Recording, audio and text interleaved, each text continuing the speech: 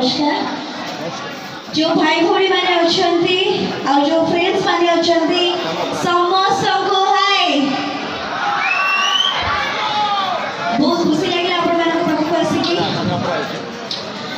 बहुत बहुत धन्यवाद देवी कमिटीर सब कर्मकर्ता मानक जो माने इतने सुंदर कार्यक्रम ऑर्गेनाइज करिसंती जो माने मते आनी के आपण मानक पाखरे पहुंची चंती मु चाहेबी कमिटी मेंबर मानक पय कोटे जोरदार ताली देबे आपण माने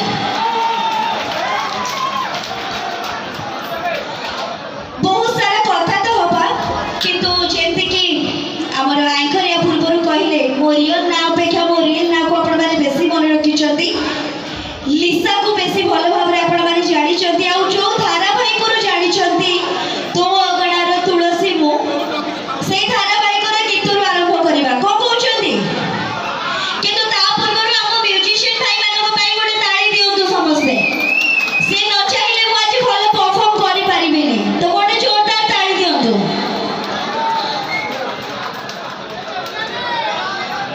सुबह सुबह नहीं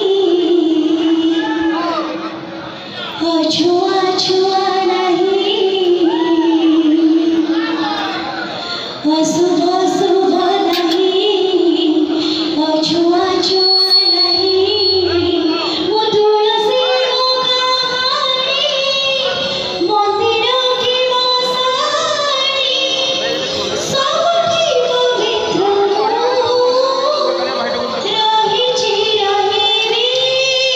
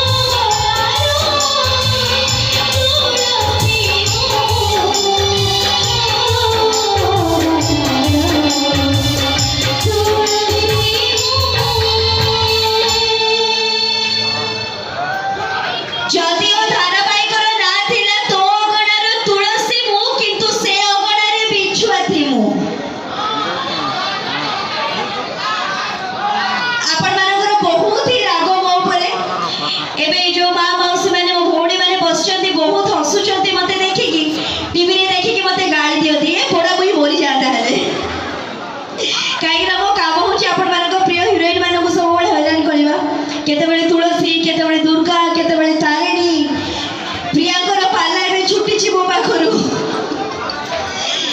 केते विश्वास करतो आपण मानकर से गाड़ी होची मो पई करताली आपण मानकर गाड़ी होची मो पई फुलवाड़ी मो अभिनय देखि कि आपण माने मते जेते गाड़ी दियंती मते लागे जे मो भलो अभिनय करूची बोली तो मु चाहिबे जे एमती गाड़ी रूपर आपनकर आशीर्वाद मते सब बेले दियंतु आ आपण मानको पाखरु गाड़ी पाइला भलिया काम मु सब बेले ऑन स्क्रीन करि चले एबे पर्यंत आपण को लागथुवा लिसा तो सामने नाही काहे कि लिसा सामने थिवा एते मीठा मीठा कथा कहबो एबडा हे परिबोली लिसा मुह खोलियो माने विश्व बाहर करिवो हो कि नहीं तारे एठी सेमति किछि हबो जो माने मते गाड़ी दबा को चाहउचंती ते गाड़ी देबे मु भी देखिबे ना मते गाड़ी देला बेला आपण मानको मुह केमते देखा जाय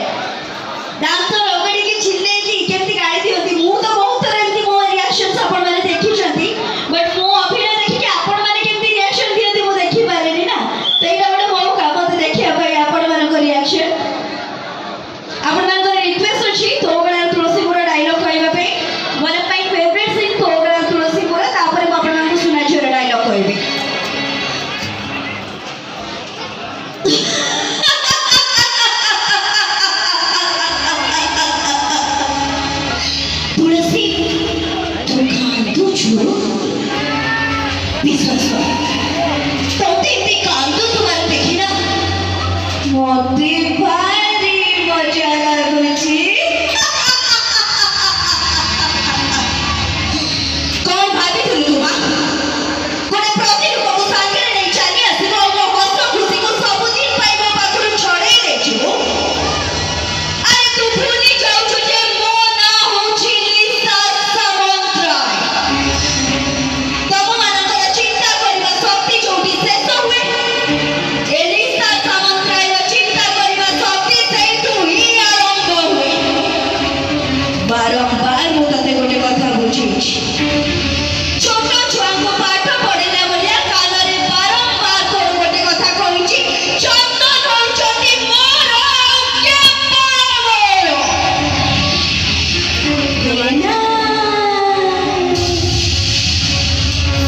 ତୁ ତ ଶୁଣିବୁନି। ଏବେ ତତେ ଏମିତି ଛଟପଟ ହବାକୁ ପଡିବ।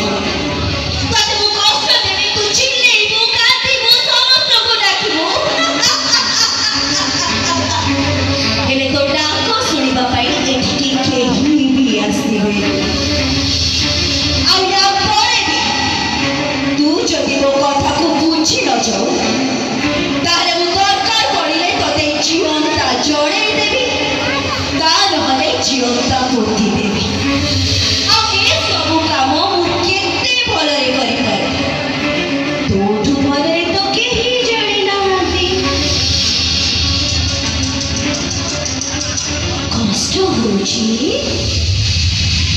ବହୁତ କଷ୍ଟ ହଉଛି।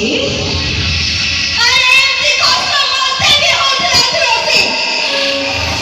ଯେତେବେଳେ ଏ ଘର ମୋର, ଏ ପରିବାର ମୋର, ଏ ପରିବାରର ଲୋକମାନେ ବି ମୋର, କିନ୍ତୁ ସବୁବେଳେ ସବୁ କ୍ଷେତ୍ରରେ